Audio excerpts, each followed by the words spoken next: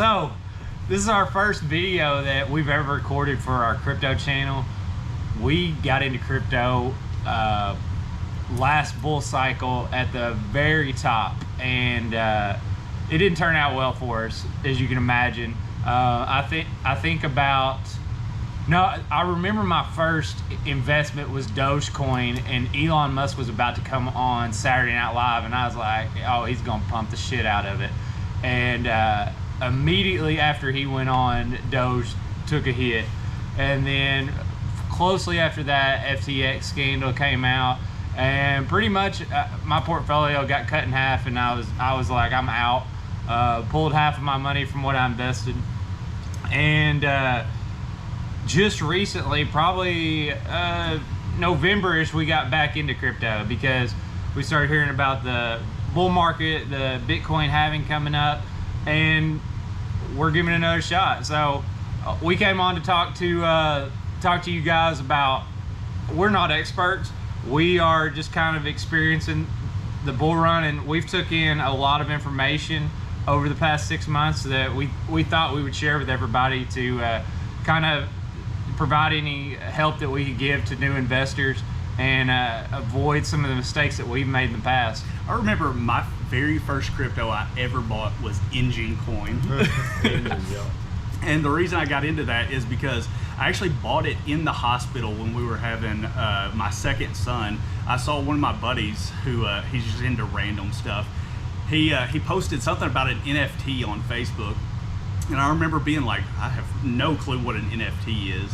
So I went and looked it up, and like the first thing I did was like how to get exposure to NFTs, and Engine Coin popped up, and I remember the only place I could find it was crypto.com. So I went in and bought $1,000, and I watched that thing every day, and it just dwindled to basically nothing. That would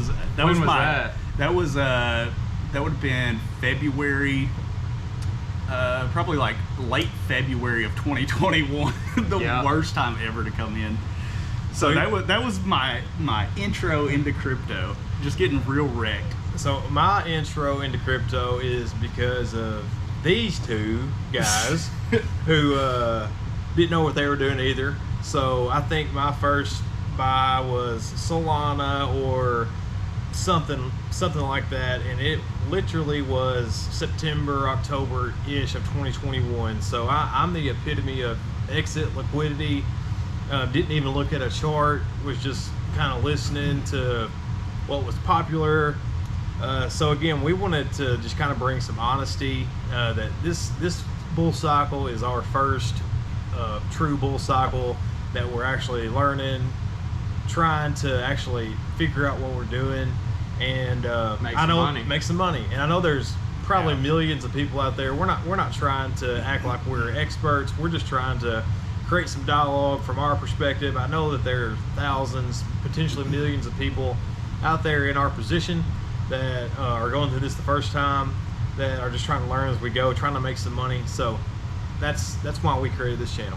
We don't know it all, but we've learned a couple basic things, and like, you don't want to be top buyer, boys. That's what I've really picked up. That's the quickest way to get wrecked in the market, is buying those pumps. Okay, so I got a question for you guys. What would be, if you could give one piece of advice to somebody coming in the market today, what would it be? I would say, and you know, obviously it's, buy something that's going to 100x. That's not my piece of advice. My piece of advice would be, learn the process of where you're going to hold your crypto, where you're going to buy your crypto, learn the transactions, how that works. Because one of the earliest mistakes we made when we first started buying crypto and trying to learn what we're doing is we got ate up by fees just by not knowing what we're doing. Yeah. So I would say learning the actual projects and the fundamentals of the projects would be definitely step two. That's very, very important. But number one is you have to actually know how to transfer crypto, how to store your crypto, where you're going to buy your crypto. Like on Coinbase, if you exchange it different times when Ethereum is super high, sometimes if you're like, oh, I want to buy this new coin, and you have something else and you swap it, well, if you hit that button, you might pay 40% and not even know what you're doing. So having a basic understanding of that, when to buy, the transactions and how that works is very, very important. Yeah. Forcing yourself on chain is pretty. I thought that was kind of the point where I learned the next step of crypto. I would say, like, don't fall into the chasing new meme coins. That's probably like, I got into it and I was like, I'm gonna go on Dex Screener. I'm gonna find some super cheap meme coins and I'm gonna throw in like $100, and because it's gonna triple, obviously. But yeah, I just got rugged a whole bunch of times. My advice from a mistake that I made is I had a set amount of money and I threw it all in at once, and it worked out really good for the first 2 months because the market was pumping, and what we've been seeing over the last month and a half is the market's going down. Well, I sure do wish I had some of that money saved to the side where I could be buying these dips right now. Yeah. I've had to sell some cryptos to give me a little buying cash, but if I was coming in today and I would spend 30 days, and don't get caught up in seeing all, as you're researching, seeing all these coins pump and feel like you're missing out, because it's going to go in cycles, and Those whenever gains, after those you gains go quick. after you do decide what you're going to invest in after your research, I would say 50%. Go in 50%, save 50% for the downtimes, because buying the dips is crucial. And I'm seeing now that I missed out on a lot of these good buying opportunities because I went all in at the first point. Yeah, the keyword is patience. And Yeah. it's something that we don't have. Patience is a skill. And you know, one thing that I realized too, he was talking about the pumps and buying at the bottom. You know, a lot of influencers, they throw around 50, 100, 200x. When I actually made the connection of, okay, if something's at 10 cents and then it pumps to 20 cents, that literally takes 100x to a 50x. I mean, the power of buying early is very powerful, because those multiples at the very top of the cycle get cut real quick when something goes from 5 cents to 10 cents to 15 cents. So just kind of being aware of that is very important, and setting, I think that comes back to having realistic goals. I mean, in any other marketplace, in any other industry, if you 10x your money, that's astronomical. that is an amazing return. But for some reason in crypto, it's like you hear all the time, just a 10x. A 10x is so fantastic. Set realistic goals and say, man, if I 10x this money, that is outstanding. And chasing those pumps, and like we said, not feeling that FOMO. And again, this is something that we're practicing right now. It's very difficult. It's so hard to not feel that FOMO. It's so hard to not, if you're fortunate enough to have a stockpile of cash, and not feel like you have to put it all in right now. It's easier said than done. But we're just sharing these experiences with you guys so far. Yeah, and understanding market cap kind of goes into that too. Like, it took a long time for me to even understand, like, the market cap is what matters, not the price of the coin. Yeah, exactly. Yeah, like Doge, going to $20 is just not going to happen. Like, it just is impossible. So understanding that market cap and knowing and comparing that to other things that are similar, kind of in the same niche, seeing what they did at the peak of the last bull market, you can't really expect it to wildly outperform what something very similar did last cycle. No. So let's go ahead and kick it off with another question. Why do you guys think that 90% of people lose money in crypto? I hear that percentage thrown around a lot, and I'm like, man, how does that even sound possible? But with our experience so far, I do believe it. And my take on that is the emotional side of investing, I think, gets the best of most people. I think that a lot of investors don't have the nerve or the stomach, or however you want to put that, to see a loss, and then fear kicks in, and then you couple that with inexperience and how quickly the crypto space moves, and you can find yourself in the red real fast. And a lot of people will have the mind of, well, let's say I start with 10,000, now I have 8,000. You feel fortunate just to have 8,000. That's how your mind works. so you don't have a long-term mindset when it comes to crypto. So I think a big driving factor with that is not having the patience, not seeing things through, and pulling out potentially too soon and being too emotional. Yeah, and if you feel like you have to sell, you're probably over leveraged anyway. It's true. Yeah, don't put more money in than you can afford to lose. But what I personally struggled with was after I saw those good gains the first 2 months, over this past month and a half, I saw all that get taken away plus another 25%. And if I didn't truly believe that this bull market is going to happen, then I probably would have made the same mistake that I did last time and just pulled it all out. But having conviction in it, you always hear when in doubt, zoom out. That's so true. Look at the last bull cycle. We're still in the early stages. I truly believe that Bitcoin will hit $100,000 absolute minimum on this cycle. I mean, you get people saying half a million. I'm not going to be that bullish. When I hear people say these crazy numbers, I might take, okay, if it does half of that, that's great for me. So just having conviction in knowing where this is going over the next year and a half, it will help you not pull your money out and get scared. Yeah, I think it goes to people coming in at the wrong time. Almost everybody comes in like near the top when it's at that blow off top. That's where you hear about it on Jimmy Fallon. You start hearing about NFTs like I did, not knowing what an NFT is, and like, I better get mine before I miss out on this NFT craze. Okay, so you say coming in at the wrong time.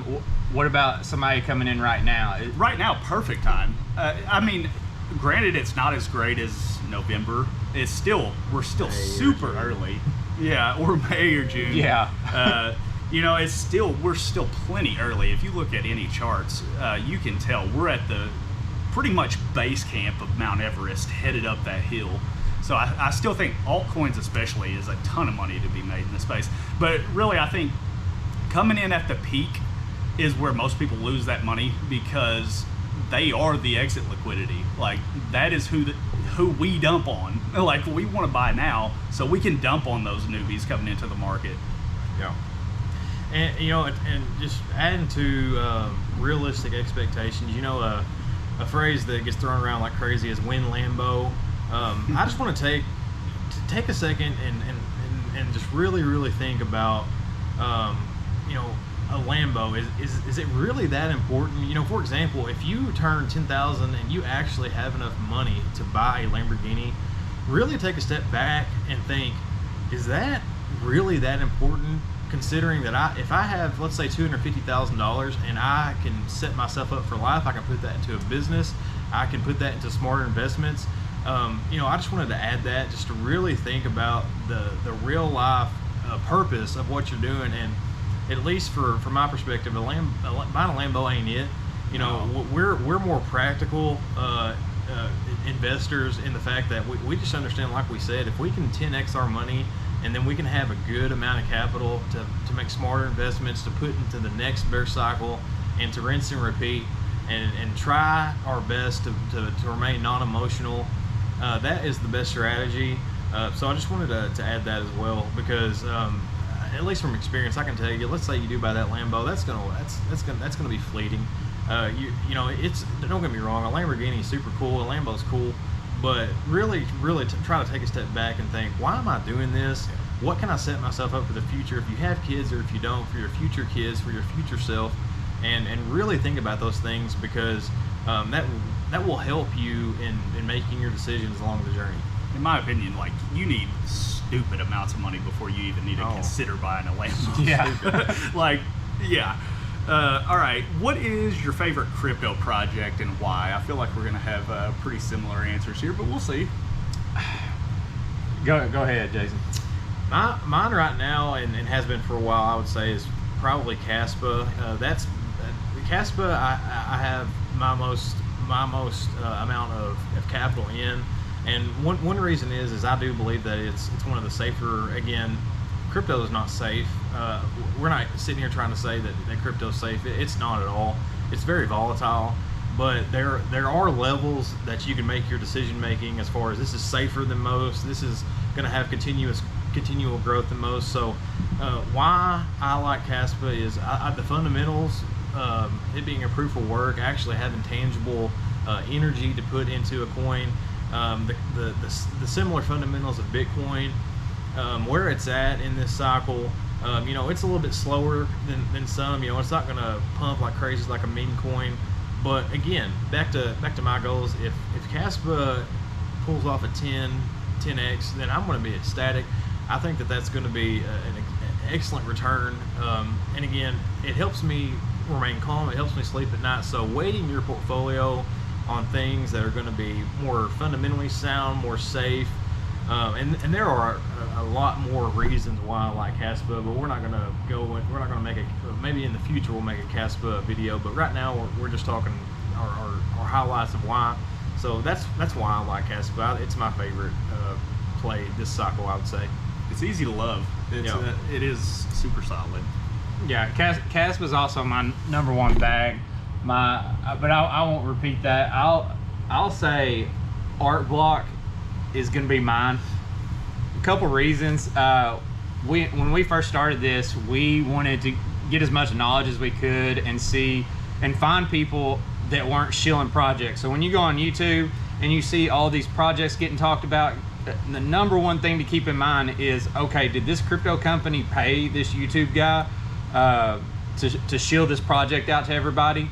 A couple people that we found, we joined some Discord groups, gained some knowledge from them, and Art Block is a consensus of quite a few of the Discord groups that we're in.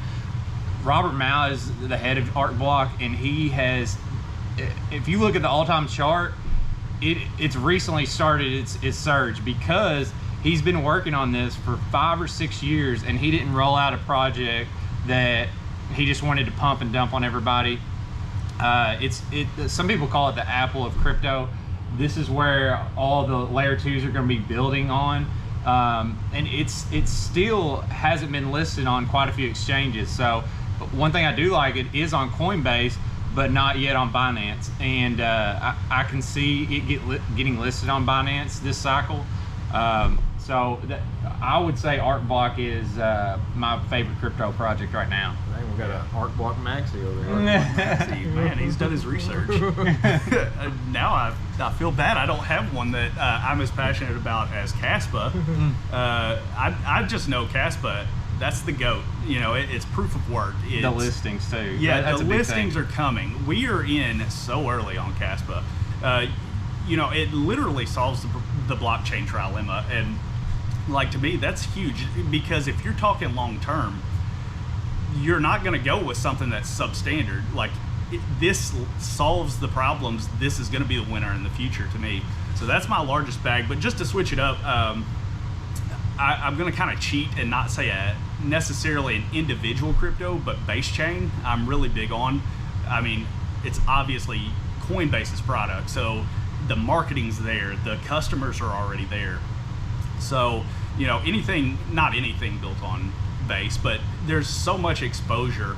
And one thing that I think will do really well is going to be Brett. And yeah, it's a meme coin, but meme coins have their place. It's kind of like, betting on culture at this point. So I think Brett on Base will do really well, especially once they really start marketing that Base network. And I think Ethereum's going to do great, and Base will benefit from that kind of performance. Yeah. One other, coming back to Caspa, and not saying that this is ideal or that this is my goal, but one thing that I do like about Caspa is if for some reason I had to hold Caspa long term, I mean the next 3 to 4 years, 5 years, if I had to, I'm okay with that. Like I said, it's not ideal, but if you think this time last cycle in 2020, if people were fortunate enough to have bought Solana and had kept it at $1, do you think those people are upset right now? Absolutely not. Could they have sold it for a higher price in the bull run? Absolutely. But that comes back to, if you think you're going to time that, you're not. absolutely not. Everything in investing is so obvious once it happens.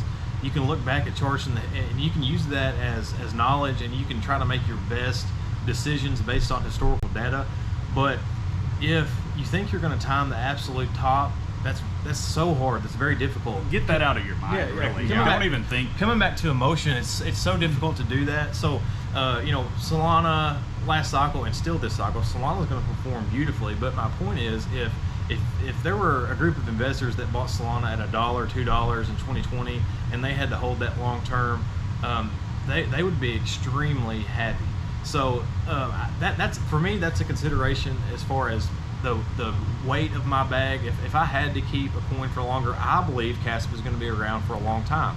I don't think it's a easy come, easy go. I think that if you look at the charts and the growth and the organic nature of the fundamentals, I believe that Caspa will be around for a few cycles. So take that into consideration. Many of these coins will be gone.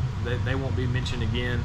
They could make a lot of money in the very short term, but again, you're not, in my opinion, you're not going to want to put 70-80% of your money in something that will not be around. So just take that into consideration. Yeah. We may talk about a lot of other cryptos on this channel, but just know Caspa is the top.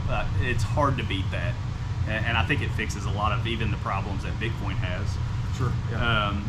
All right, when do you guys think that the bull run is going to happen? Start, finish, mid-cycle? Well, I think that... Also, what kind of, what are you looking at to help you know, like, when we're in full swing, when's the time to get out, too? Well, that's the $1 million question. But, Right. I think doing your best is obviously key, but I don't think there's any doubt that we're already in the bull cycle. Now, the cycle is long. There's different phases of the bull cycle. We're not necessarily going to talk about that. There's some other experts maybe that you can watch and get some more information on the different phases of the bull cycle. But I think we're already in the bull cycle. I think that we're somewhere in the middle. Historically, it's perfectly natural and perfectly, I don't want to say fine, because losing money is not fun, but it's perfectly natural after the halving to see a dip, to see a consolidation, to see kind of what we're seeing right now. And I think that comes back to the long-term mindset of what we're trying to do and what you should try to do as an investor. But I think the bull cycle's here. I think that we haven't reached the parabolic stage of the bull cycle yet, and I think that the social aspect of crypto is nowhere near what it's going to be, and that's a good gauge. Yeah, if you can recall last time, one of the reasons that I was like, I want to buy some crypto is because I went to the gas station, I heard about crypto.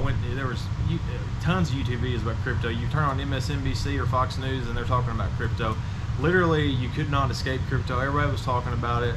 I do believe we're going to come into that phase of the cycle again, that phase of the bull market again, but I don't think we're anywhere near there yet.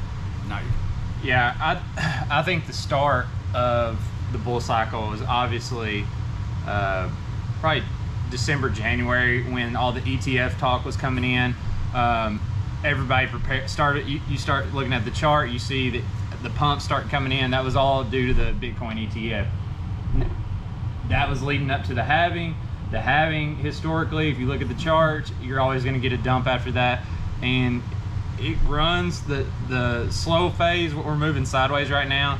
I would say we're probably going to move sideways for another month or two, maybe 3 months. I don't know. Nobody knows. And if you are listening to people that say, yeah, this is the time, this is the time, nobody knows. So if you're basing it off of past charts, I would say we probably have another month or two to keep packing your bags, and then hopefully the Fed is going to lower rates, and when the Fed lowers rates, there's going to be more money coming in. So that could happen as early as next month. It could be in the fall. I don't know. Yeah, I personally think I think we'll kind of chop sideways a little bit longer. And what's weird about crypto is like it goes sideways and you get complacent, and then there's just that explosive move, and that tricks so many people into buying that move, that confirmation that yes, we are going up. I think we're probably going to chop sideways, have some of those explosive moves, And then I think toward the end of the year, they're going to start cutting those rates, turning the money printers on, and that's when we're going to see full chaos really break out. And how long is it going to run? I mean, that's a big question, because some people think that the bull market started early this year and is going to end in Q4 of this year. Some people are saying nothing's different, and we're going to run until the end of 2025. So a good rule of thumb that I've learned is once you think that it's getting somewhat close, start DCAing your money out. Just like you do it from the beginning, put a little bit in, put a little bit in.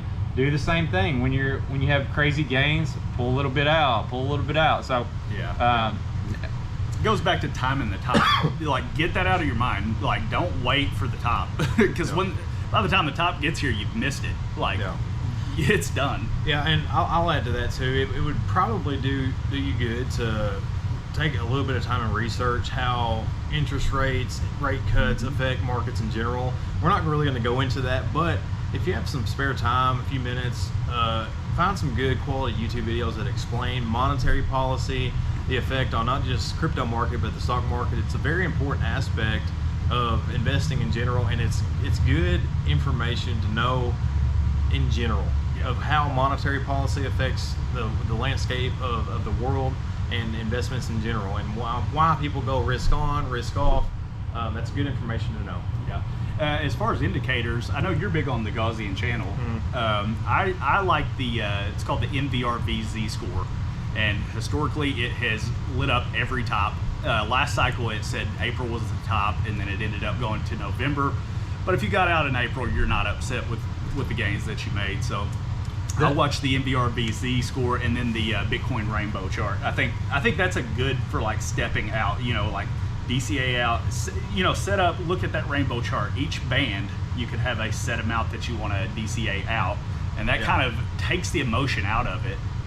So. A good indicator, the fear and greed index also. I mean, if you're looking at that, the fear and greed index got up to, it was in the 90s. It was, yeah. Right before the halving. I was getting a little scared. Yeah, I thought, the cycle's going to happen too fast, but yeah, that's cooled off. It's back down to about 50% right now. So that's a good indicator to start looking at the Gaussian channel. And what was the one you said? The NVRV Z-score. Yeah. Which is a little bit more boring of a metric, but it's like you're waiting on that line to form, and once it marks that line, historically that top is super accurate. Yeah. All right. Yep. So what do you guys think about meme coins, and do you own any? I feel like I've talked more about meme coins on this than I've talked about meme coins ever. What I'm not the meme coin guy, I swear. Meme coins. Well, I think that if you're going to invest in a meme coin, the first thing that I look at is what listings, what marketplaces, a Coinbase, OKX, Binance, what places can the masses buy these coins. I think that's a good indicator of not only how serious the developers are in the long-term strategy of the coin, but also the amount of people that can buy it. So when I'm looking at buying a meme coin, and again, not saying that if there's a meme coin that just drops on Uniswap, it might pump its ass off. That happens. That's definitely possible.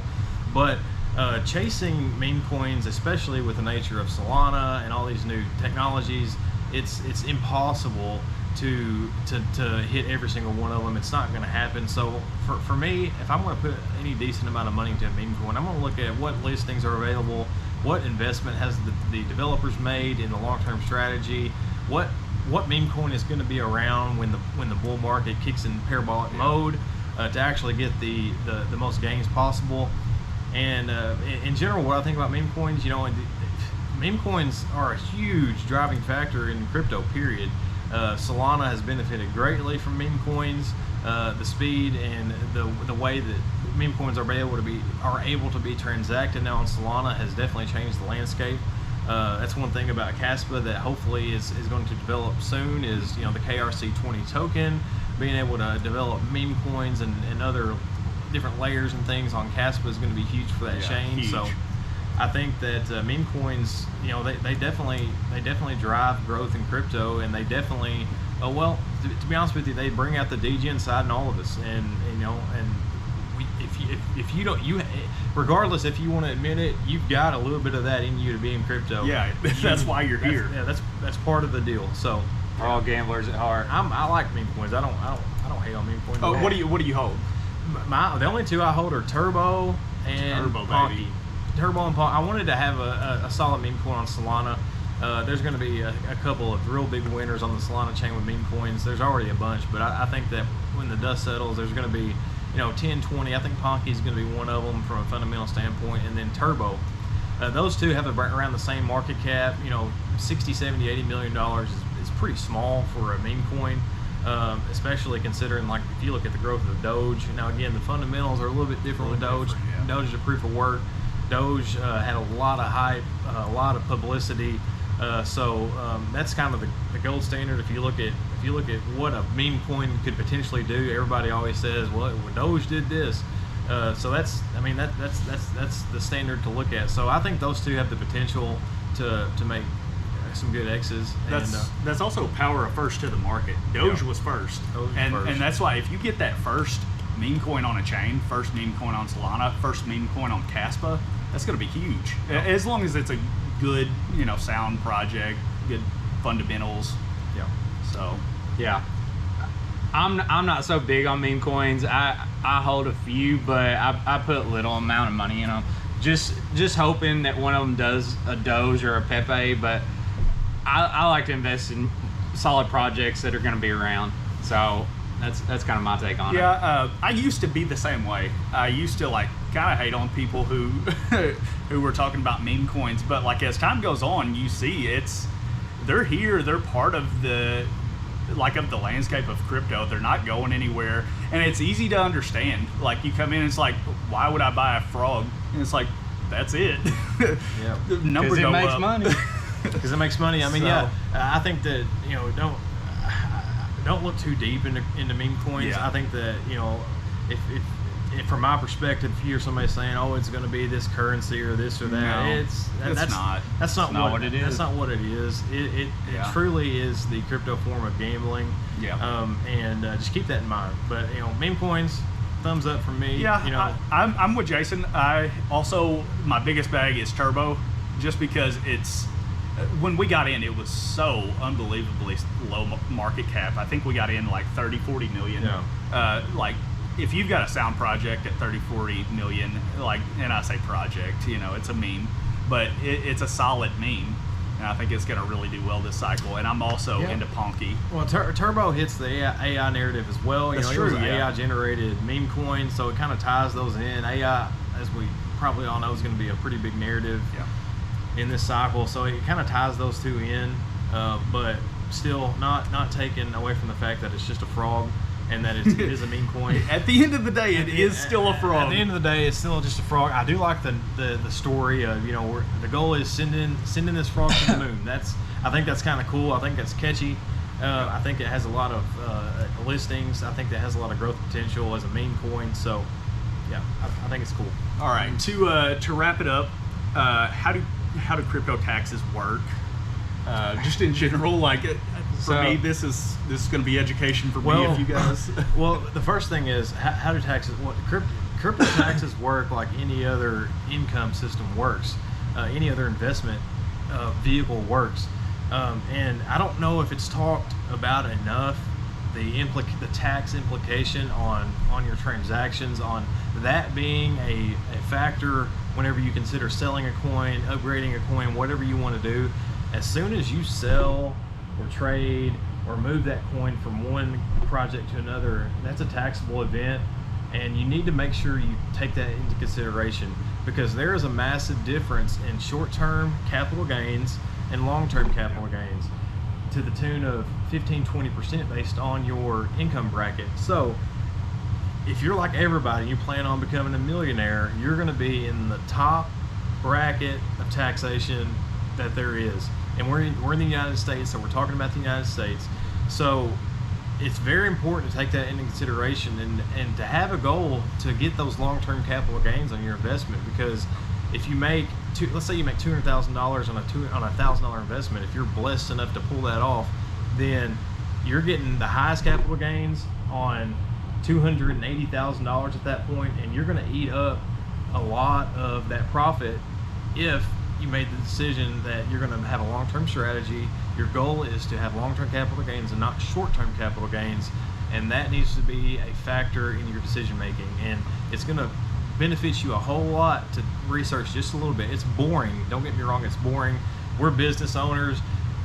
Learning taxes is a income in itself. It's like a raise. It's like giving yourself a raise. It's like hiring an extra employee. It really can make or break whether it's an investment or your business or anything that you're doing. Is from an income standpoint, it's so important to learn and become as much of an expert that you can on taxes, how they work. And one thing I want to add, if you think that you're going to cheat, let me be the first to tell you, if you haven't heard this, you're wrong. Blockchain and crypto now is one of the easiest things to audit. Very It's transparent. so easy. It's transparent. That's the purpose of blockchain. Everything's on chain. Everything's there. All they have to do is literally probably plug in your wallet addresses, say, okay, you sent crypto from this wallet to this wallet. Well, what about this wallet? Yeah. And all they have to do is open that up, and they can see all the transactions. So I wouldn't have the mindset of I'm going to cheat or I'm going to skate by here, because at this point in the game, crypto is very easy to audit. Yeah. And real quick, I don't have as much to add as probably you guys, but don't rush into this by any means. But like, if you're wanting to make your exit during the peak of the bull cycle, you don't want to get in December. You know, this coming December, you're too late. You're going to get those capital gains taxes at the higher rate. So you want to do your research, have your solid foundation, but you want to act soon so you don't end up having to sell in, less than a year and then take that huge hit. Yeah. So the difference is, if you want long-term capital gains, you have to hold that asset for more than 1 year. So if you're at 364 days or less, you're going to be getting taxed at that short-term tax rate, which, depending on your tax bracket, can be up to 45%. So that's something. If you're jumping in a project now and you think that this bull run is going to last past May of next year, then you can sell it past May and save 20% on your taxes. Yeah. So you don't want to be the guy who works your ass off, like doing this research, and then gives half of your profits away to the government. yeah. So It's But- not fun. Yeah, guys, I think that was a good first episode, and we appreciate all you guys for tuning in. If you wouldn't care, like and subscribe. We're trying to get our channel going, so any help was truly appreciated. Thanks, guys. thank you guys.